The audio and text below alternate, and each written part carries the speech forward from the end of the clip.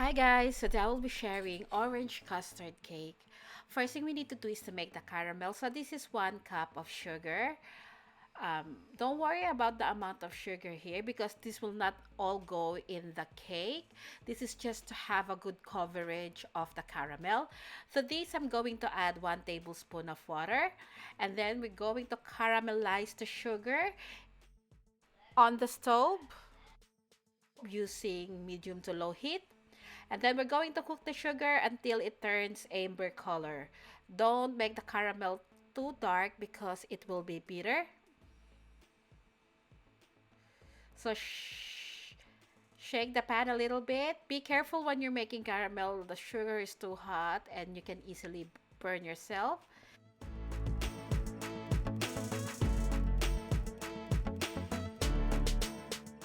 If you get the desired color of the caramel, you can set this aside.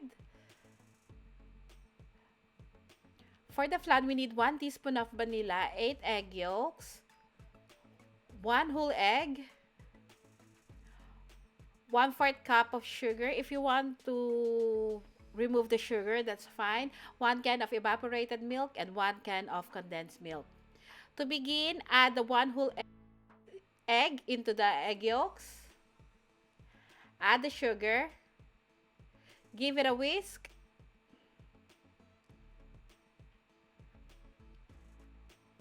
Add 1 teaspoon of vanilla.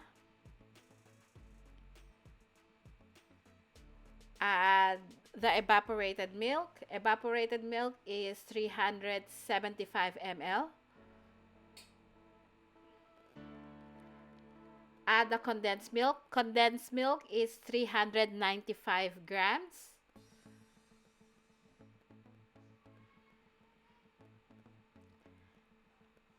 And then whisk this lightly. I'm whisking this lightly, but because I'm using fast forward, you think that I'm whisking vigorously. As much as possible, we want to avoid the air bubbles so our flan will be very smooth.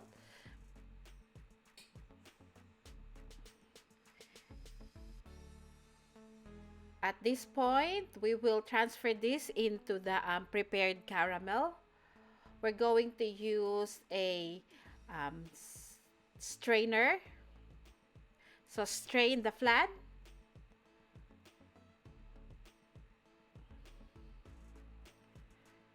Now we're going to set this aside while we make the orange chiffon cake. By the way, your oven should be preheated at 165 degrees Celsius. So to get the orange zest, use a grater, making sure that you don't go too deep in scraping the orange zest because the white part of the orange is bitter. So we need to get about 1 tablespoon of the orange zest. I use about 3 oranges to get 1 tablespoon.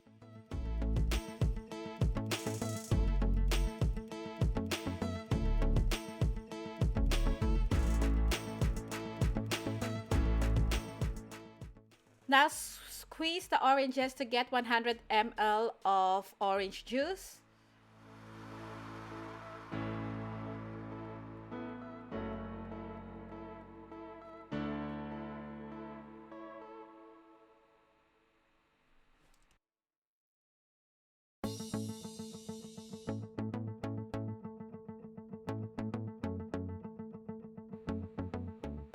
One hundred ml of vegetable oil, 100 ml of orange juice, 1 tablespoon of orange zest, 1 teaspoon of baking powder, 1/4 teaspoon of salt, half a cup of sugar,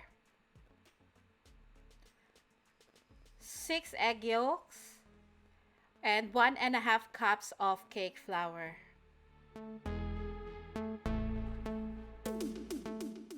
Optional ingredients. If you want to add color to your cake, add orange gel food coloring. So to begin, combine the cake flour, the salt, and the baking powder. Give it a light mix and then set this aside. We will sift this later. Combine the egg yolks and the sugar. Give it a whisk until it is light pale yellow. Just like this.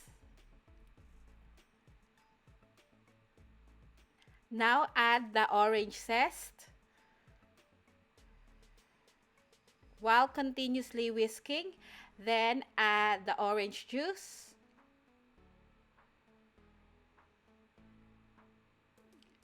Add the vegetable oil.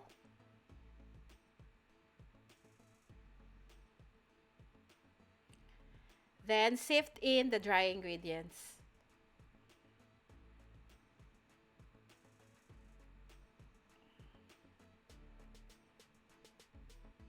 Using a spatula, mix this until it is well combined.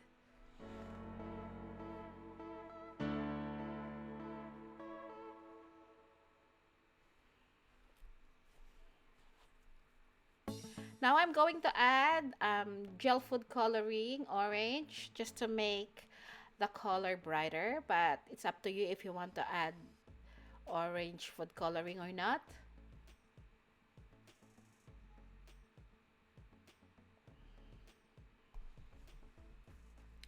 Now set this aside. 6 egg whites, half a cup of sugar, and half a teaspoon of cream of tartar. Using an electric mixer, whisk the egg whites until it is frothy.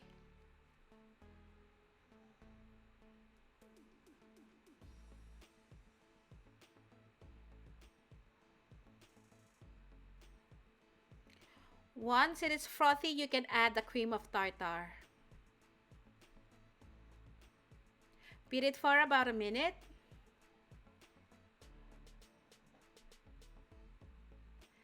Then gradually add the sugar.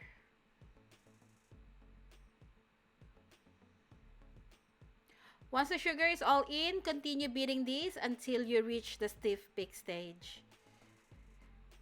And this is now the stiff peak stage.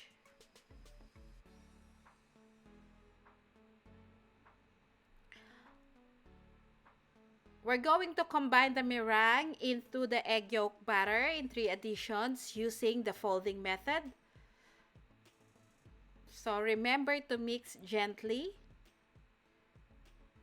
We don't want to deflate the air from the meringue.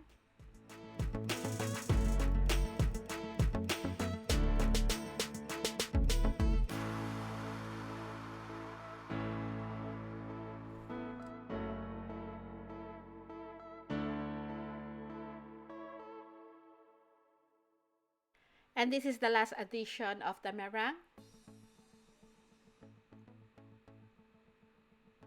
So remember not to overmix. We want to keep the cake light. Now we're going to transfer this into the flan.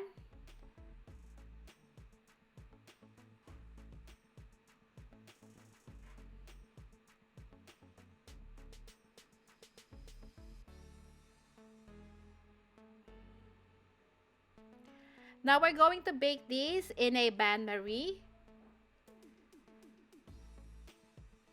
So I have hot boiling water in here, and I'm gonna add this into the bigger pan, about 1/4 of the baking pan.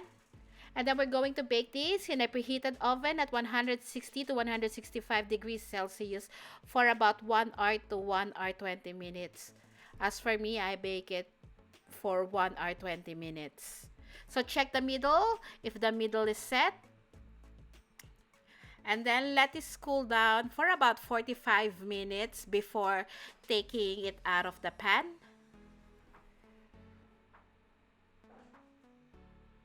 So after 45 minutes, I'm using a flat angled spatula, run it on the side of the cake and the pan to release the flan. Then flip this upside down.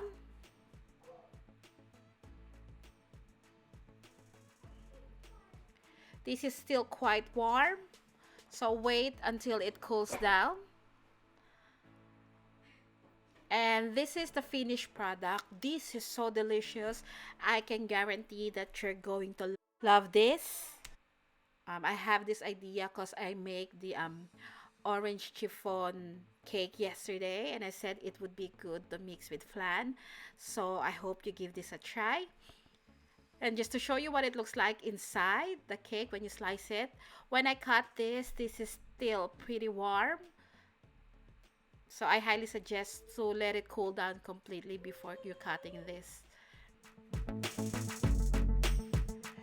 And this is what it looks like. This is very light and airy. I will show you. The flan is so smooth and delicious.